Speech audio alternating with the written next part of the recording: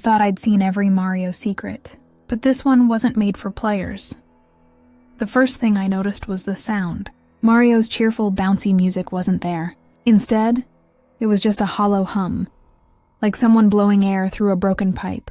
Every few seconds, there'd be this static pop, almost like a mic picking up someone's breath.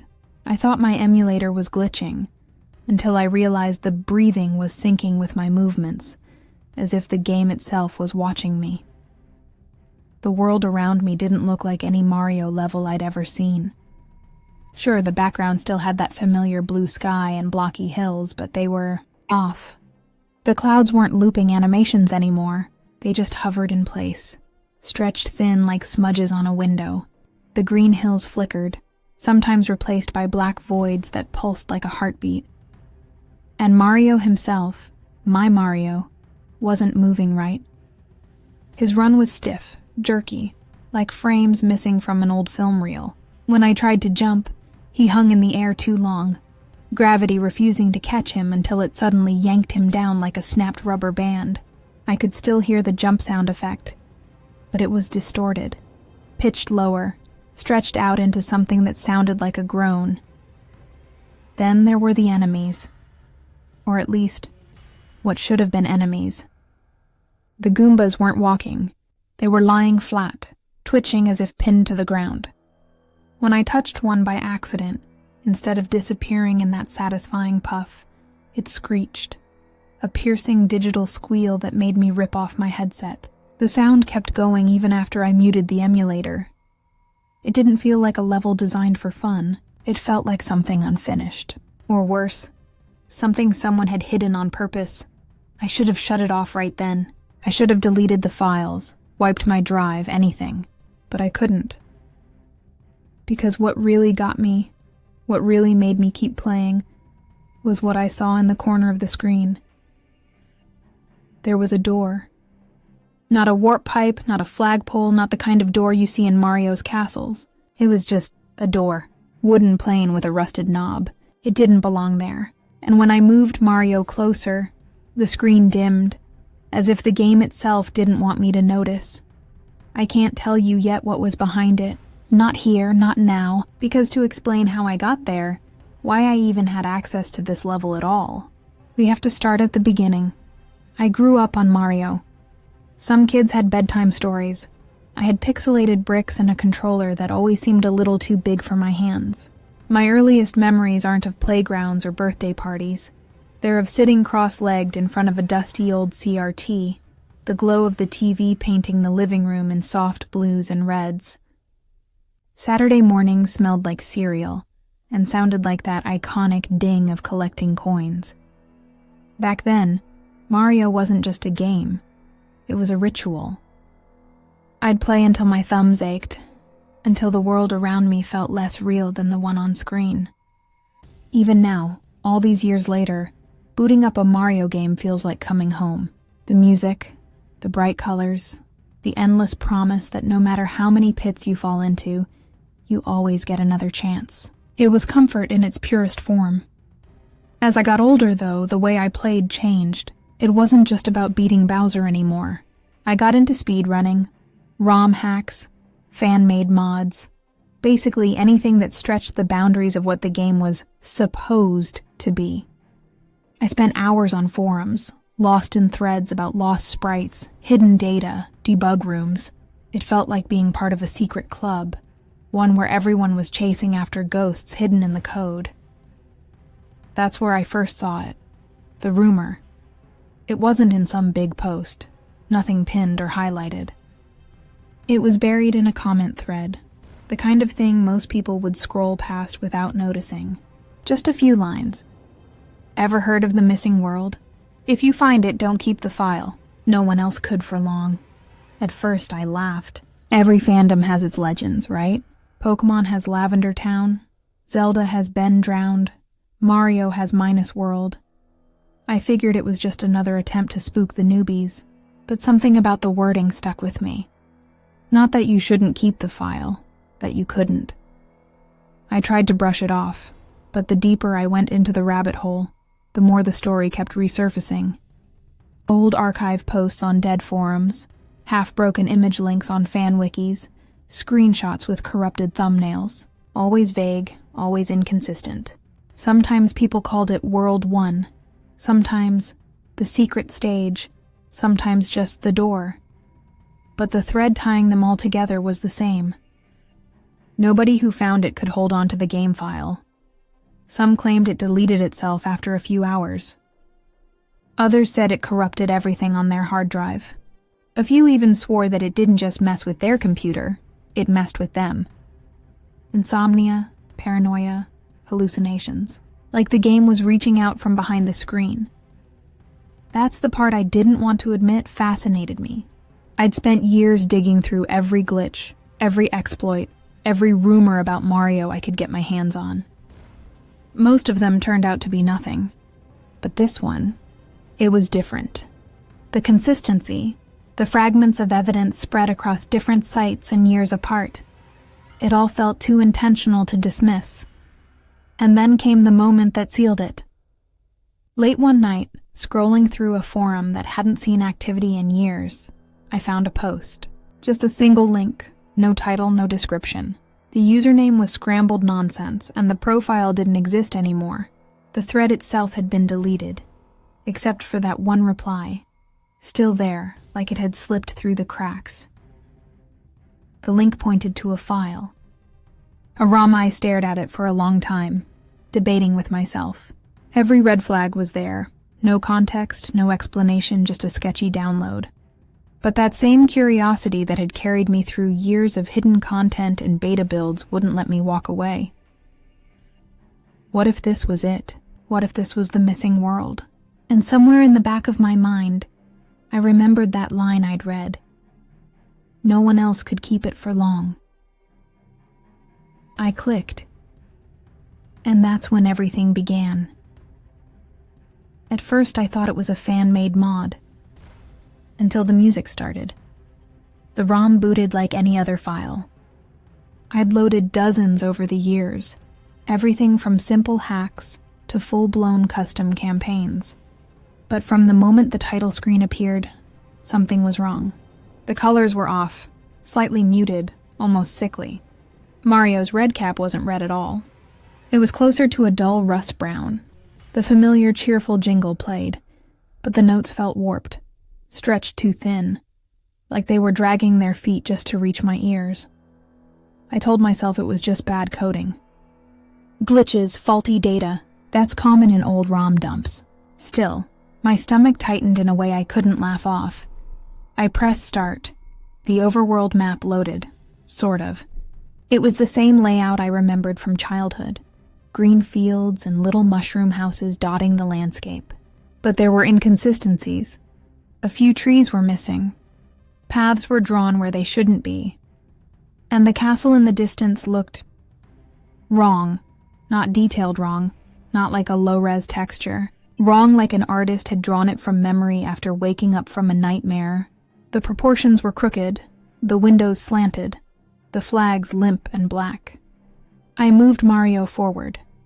He still ran with that bouncy energy, but his jump felt heavy, almost sluggish, as though gravity itself didn't want him escaping the ground. Again, I brushed it off as poor emulation. The first level marker was there, waiting. I pressed A. The screen flickered. Instead of loading World 1.1, the file dumped me into something else entirely. The text at the top, where it should have read World 1.1, was blank. Just an empty black strip. The level looked familiar in its bones. Side-scrolling, floating platforms, enemies pacing back and forth. But everything was just wrong. The ground wasn't bright, inviting green. It was gray, mottled, like the texture of ash. The sky wasn't blue. It was a pale, anemic yellow, hazy like cigarette smoke. And the Goombas, the simplest, most harmless enemies in gaming history, weren't brown little mushrooms anymore. They were stretched out, their pixel faces warped, with too many black dots where eyes should have been. I froze. I actually sat back in my chair, hands hovering over the controller. Part of me wanted to quit right there, delete the file, forget about it. But another part, The part that had chased this mystery for weeks forced me to keep going. The first few screens were playable, though strange. The music, if you could call it that, was a slowed-down version of the standard overworld theme, but notes kept dropping out. Every few seconds a sharp, static crackle cut through, making me flinch, and the physics. God, the physics. Mario's jumps were unpredictable. Sometimes he'd float too long in the air, drifting like a balloon, while other times he dropped like a stone, barely clearing the smallest gaps. Every press of the button felt like playing Russian roulette. Still, it was playable. Just enough to convince me this wasn't a complete hoax. Someone, or something, had put real work into making this level exist. Then I noticed something strange on the overworld map. When I finished the stage, instead of moving to the next dot on the path, a new road branched out. It led away from the normal sequence, cutting across the map into a patch of empty space. No trees, no water, no landmarks, just black. And at the end of that path was another level icon. But there was no name, no numbers, no world designation. Just a blank square, pulsing faintly as if the game itself didn't want me to look at it. I sat there for what felt like forever, my hand hovering over the controller. My mind cycled through excuses. Maybe it was an unfinished debug map. Maybe it was just corrupted code. Maybe it would crash the emulator. But none of those explanations calmed the thudding in my chest. So of course I pressed A. The screen went black. For a full 10 seconds, nothing happened. I thought the emulator had frozen, until the sound kicked in. It wasn't music. Not really, it was noise. A low droning hum that seemed to vibrate through my speakers, rattling the air like a badly tuned radio station. Every so often, the hum was pierced by something sharper, like a scream fed through layers of static. Then the level loaded. At first glance, it resembled the standard underground design. Dark background, brick floors, pipes sprouting from the ground. But the colors were wrong again. The background wasn't just black. It had faint streaks of red running down it, as though the sky itself was bleeding. The pipes weren't green, they were a dull, fleshy pink. And the bricks were cracked, some of them pulsating slightly like they were breathing. I moved forward. The enemies were gone. No Goombas, no Copas. Just empty silence, broken only by that awful droning hum. Every few screens, though, I'd catch glimpses of something. Flickers in the pixels, too fast to screenshot. Shapes that didn't belong in Mario. Stretched out silhouettes, jagged forms, sometimes faces. Or maybe I only thought they were faces. I don't think I can describe everything I saw. Not yet. Because the deeper I went, the less it felt like a level. It wasn't built for gameplay. It didn't flow. The pipes led nowhere. The platforms were arranged in impossible ways, forcing me to glitch my jumps just to move forward. And then there was the sound. The hum kept shifting, dropping in and out. And underneath it, I could swear I heard something else. Breathing. Slow. Deliberate. Like something was waiting for me to notice. After about 10 minutes, I found a door. Not the kind you normally see in Mario. This one didn't match any sprite I'd ever seen. It was tall, rectangular, with no handle. Just a black frame outlined in sickly red pixels. I pushed Mario through. The game didn't crash. The emulator didn't freeze. Instead, the screen flickered again, and I found myself back at the overworld. Except now the overworld wasn't the same. The paths were gone. The mushroom houses were gone. Even the castle was gone. All that was left was the empty void. And the door icon pulsing in the center of it, I should have quit. I know that now. But curiosity has teeth, and once it bites, it doesn't let go. That was the moment I knew. I wasn't just playing a game anymore. This was something else. No. Listen closer. That's not Mario. That's what I typed into Discord at 3 a.m, desperate for someone to take me seriously.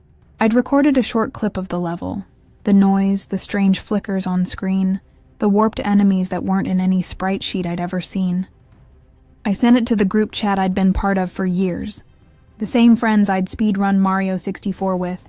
The ones who lived for frame-perfect glitches and leaderboards. The replies came quick. LOL dude. It's just a ROM hack. Looks like bad emulation. Bro, you're chasing creepypastas again. I stared at their messages, feeling the heat rise in my face even though I was alone in the dark. They didn't get it. They couldn't hear what I heard. Because every time I replayed that secret level, it changed. The first time, it had been empty, just the droning hum, the bleeding sky, and those flickering shapes I couldn't name. The second time, the Goombas came back, but they weren't Goombas. Their bodies were stretched, their faces blank, their little mushroom caps sagging like wet skin. They didn't walk so much as shamble. The third time, the music was reversed. The cheerful overworld theme played backwards, crawling under my skin like a worm. And the coin placements weren't random anymore. They spelled something. At first, I thought I was imagining it, but the more I collected, the clearer it became. Arranged in midair, stacked in impossible patterns, the coins made letters. Crude, blocky letters, HELPI, told myself it was a joke, a clever ROM hack, someone messing around with level editors, trying to spook people like me. But then I realized, the word changed too. On my second run, it said LISTEN, and on the third, it wasn't even English anymore. It was numbers, long strings of numbers, shifting each time I tried to copy them down. That's when the dreams started. They weren't nightmares at first, just echoes. I'd find myself running through 8-bit corridors in my sleep, my hands outstretched as though gripping a controller that wasn't there. But the longer I played the level, the worse they got. I'd wake up sweating, heart racing, convinced I'd heard the droning hum still vibrating in my room. Once I swear I saw a flicker in the corner, like the silhouette of a Goomba, stretched and faceless, waiting at the edge of the shadows. I stopped sleeping. Instead, I replayed the level, over and over, chasing the changes like a gambler chasing losses. Each session felt different, like the code was rewriting itself behind my back. I recorded hours of footage, but sometimes when I went back to watch, the files were empty. Just black screens and corrupted audio. Nothing like what I'd seen. My friends laughed it off. Haunted ROM? Nice try, dude. Even on Reddit, where people lived for this kind of mystery, most replies were the same. Fake. Old creepypasta. Just play Minus World if you want spooky Mario. But I knew. I knew it wasn't fake, because the game had started bleeding into my life. One night, after another run through the door, I logged off and walked into the kitchen for water. The hum followed me. Faint at first, so faint I thought it was my imagination, until the glass in my hand vibrated. I set it on the counter and felt the surface trembling. Another time, I booted up my laptop to check Reddit, and the screen flashed. Not with my desktop, but with that same pulsing door sprite. Just for a second, but long enough that I slammed the lid shut like it could bite me. I didn't tell anyone that part. I knew how it would sound. The worst was the night I woke up from a dream and realized I'd been counting coins out loud. My tongue felt heavy, my throat raw, like I'd been repeating numbers for hours. I grabbed my phone, typed what I remembered into a note. The sequence didn't mean anything at first. But when I put it into Google Maps, don't ask me why, I got coordinates. Real coordinates. A forest in Japan. I stared at the screen until my vision blurred, until the numbers felt burned into my brain. I couldn't share that online, not yet. Not until I was sure what it meant. By then, my Discord status was always offline. My phone buzzed with unanswered messages. Where you been? Come run 120 star tonight. But I ignored them. All that mattered was the level, the changes, the messages. Because it wasn't just a game anymore. It wasn't just a ROM hack. It was trying to tell me something. And I couldn't stop until I figured out what. I didn't know it yet. But the longer I stared at that screen, the closer I was pulling something toward me. Something that wasn't meant to leave the code.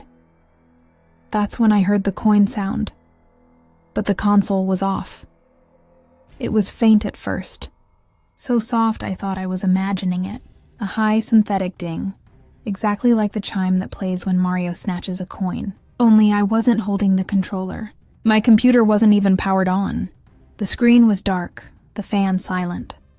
Yet in the silence of my room, the sound cut through as sharp as glass. I froze in my chair.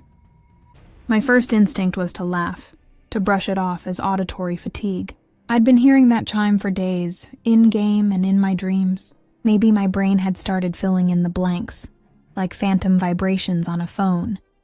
But then it happened again. Ding. Louder this time. The sound wasn't in my head. It was in my room. I shot up, checking every device I owned. My Switch was unplugged.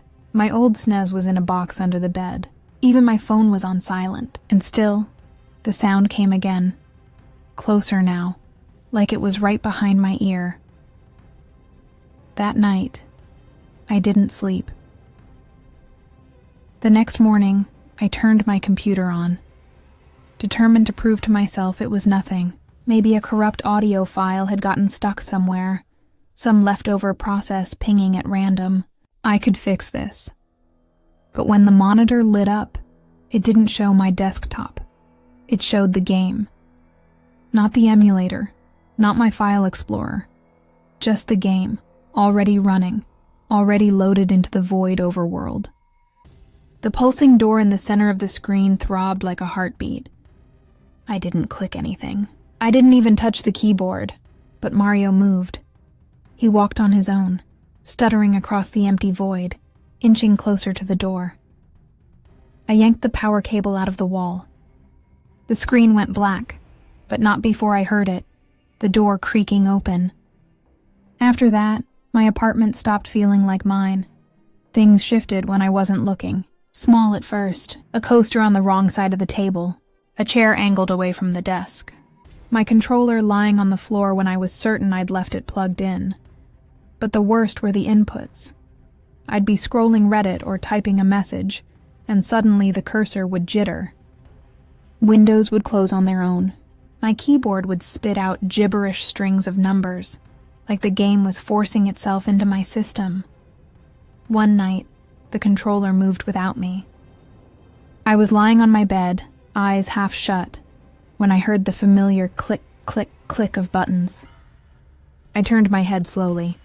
The controller was on the desk, its buttons pressing down, releasing, pressing again, like invisible hands were testing the controls. I didn't touch it. I couldn't. My whole body locked up, frozen between fight and flight. And then the sound came. Not the coin chime this time. Something worse. The one-up jingle. That cheerful little melody that usually meant life, safety, a reward. But here, in the dark, with my controller moving on its own, it didn't sound cheerful at all. It sounded like a warning. By now, my friends had stopped responding. The last time I tried to tell them what was happening, I typed, "It's like the game is playing itself now." The only reply I got was, "Dude, take a break. You're losing it." So I stopped trying to explain, but I couldn't stop playing. Every time I turned my computer on, the ROM was there, waiting. I deleted the file. I deleted the emulator. Hell, I factory reset my hard drive once, losing years of saves and mods. None of it mattered. The next time I booted up, the door was waiting, and every time I entered, the level was different. Sometimes the pipes pulsed louder, throbbing like arteries. Sometimes the walls themselves seemed to lean inward, closing me in. Once, when Mario jumped, he didn't come back down right away. He floated at the top of the screen for a full 30 seconds, his body twitching, pixels distorting as though he was being stretched. And every time, the whispers grew clearer. At first, it was just static under the hum, too vague to understand. But on my 5th playthrough, I heard words. Real words. I'll tell you what it said later. You won't believe it. For now, all I can say is this. The voice knew my name. My apartment itself began to warp. I'd glance up from the screen and swear the wallpaper patterns were shifting. Pixels bleeding into the edges of reality. Shadows didn't behave like shadows anymore. They bent in ways that didn't match the light, pooling in corners where nothing should have cast them. One night, I left the room to get a drink, and when I came back, my desk had moved 2 inches to the left. Not much, but enough that the outline of dust on the floor made it obvious. I didn't move it back. I couldn't bring myself to touch it. The noises followed me everywhere. Walking down the hall to the bathroom, the ding of coins echoed behind me. Waiting for water to boil in the kitchen, I heard the 1-up chime, soft but insistent, like a reminder. And then came the music, the reversed overworld theme.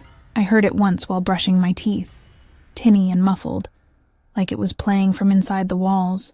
Another time, I woke in the middle of the night to find it drifting from my closet. Notes backward and broken, unraveling into static before reforming again.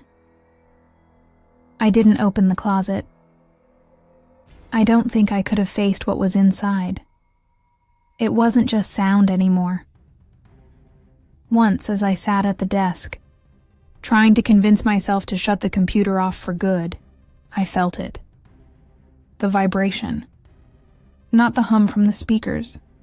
This was physical. The desk shook beneath my arms, faint but steady, like the level itself was beating in rhythm under the wood. And then I realized it was matching my pulse. The line between game and world had blurred beyond repair. I couldn't tell where one ended and the other began. All I knew was that the door was always there, waiting, pulsing like a wound, and sooner or later, I was going to have to walk through it again. I thought it was a creepypasta, but Nintendo knew about it. At least that's the only explanation that makes sense. I didn't set out to investigate. I wanted to quit, to delete everything, walk away, scrub my drives clean, and let the nightmare die on its own. But every time I tried, something pushed me back. The game always came back. The coin chimes followed me. My sleep was torn apart by fragments of pixelated landscapes that shouldn't exist. And maybe, I'll admit this, I was obsessed. So I started digging. It began the way all rabbit holes do. Late-night searches, endless tabs, caffeine buzzing in my veins. At first, it was just message boards, the dusty corners of the internet where people talked about forgotten prototypes and beta builds. Most of it was the usual rumor mill stuff, fake screenshots, doctored sprites, people chasing ghosts. But then I found a thread on an archived board, the kind of place no one visits anymore, hidden behind broken CSS and dead links. The thread title was simple, SMB Test World. There were only 5 replies before the thread was locked. The first post was a guy describing a level exactly like mine. No name, void overworld, a single door pulsing like it was alive. He said he found it buried in an old ROM dump, then lost the file when his hard drive fried itself. The replies were dismissive. Fake. Nice creepypasta attempt, but one user stood out. They wrote, "It's real. Don't try to finish it." They called it World X. It was never meant to ship. That was it. No explanation. Just that one line. I couldn't let it go. From there, I fell into digital archaeology. Old Usenet groups, half-forgotten gaming zines, scanned interviews, and little by little, the pattern emerged.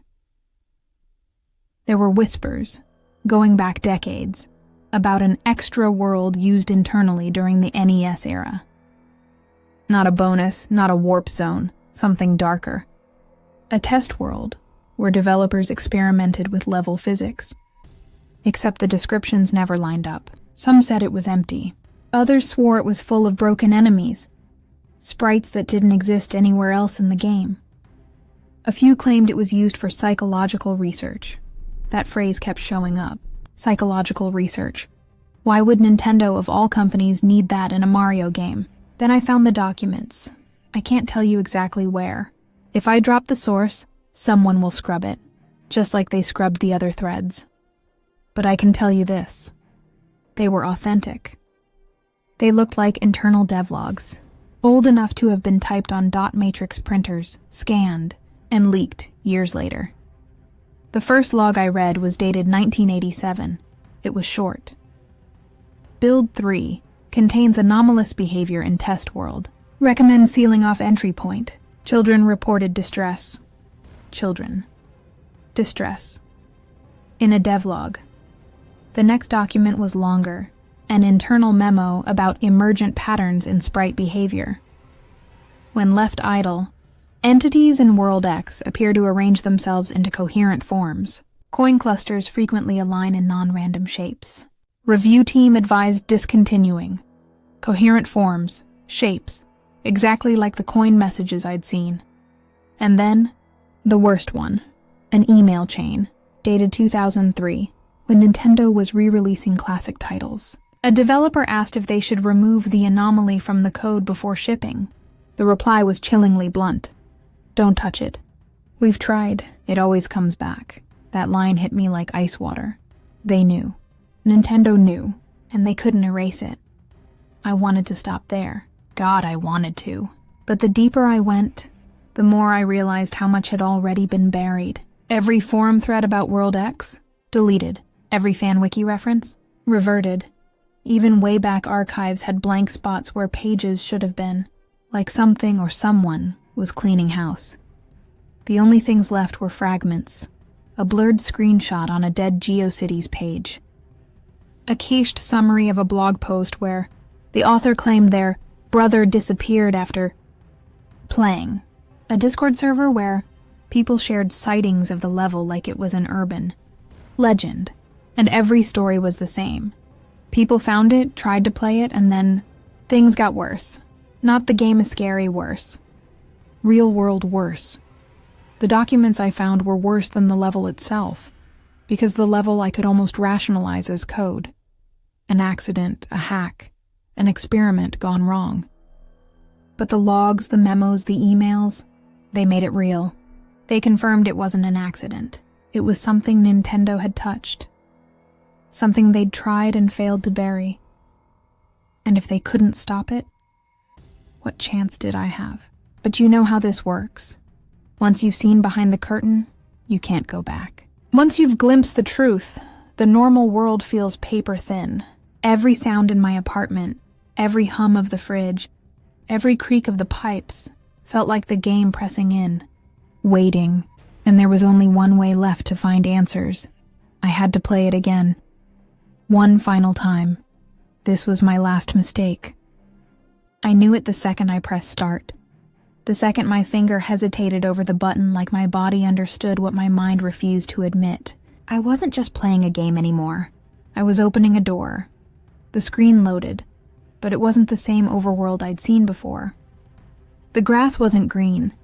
It was gray, sickly, like ash smeared over the pixels. The sky didn't scroll. It pulsed as if it had a heartbeat, and right there, at the edge of the void, the door waited. The nameless door. The one that had been waiting for me all along. I went in. The sound hit first.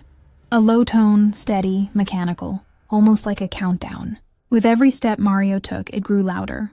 And underneath it, something else. Whispers, not text on the screen. Not sprite letters, real voices. They said my name, not just once. Over and over. Different pitches, different tones. Some hurried, some drawn out, some sounding like people I knew. My mother, a friend from school, a voice I swear was my own. All of them tangled together, calling me forward. I won't tell you what it said. Not yet. Because if I do, you'll hear it too. The level warped around me. Blocks melted into puddles of shifting colors. Goombas froze mid-walk, then split into distorted copies of themselves. The timer, normally counting down, flickered backwards. 3:0, 2:59, 2:58, then back up to 3:01, 302, looping without logic. I tried to move Mario forward, but half the time the controls didn't obey me.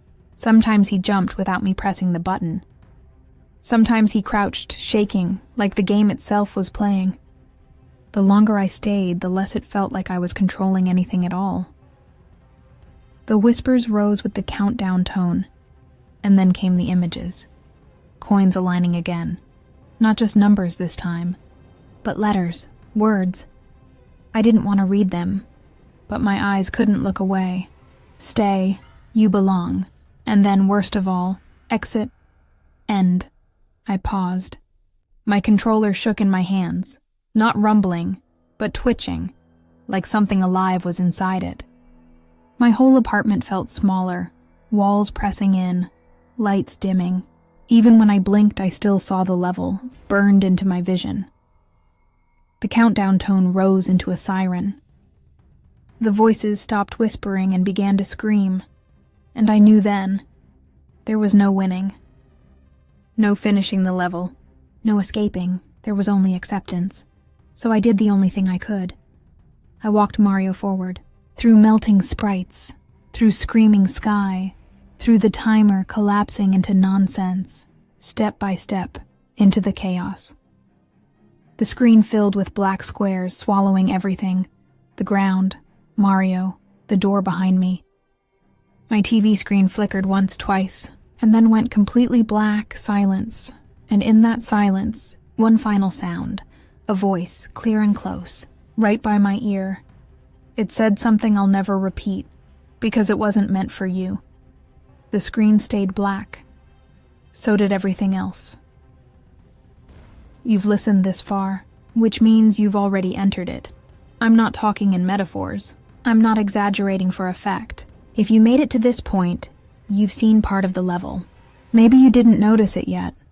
The way the audio clipped, the faint tone under my voice, the image that flickered for just a frame.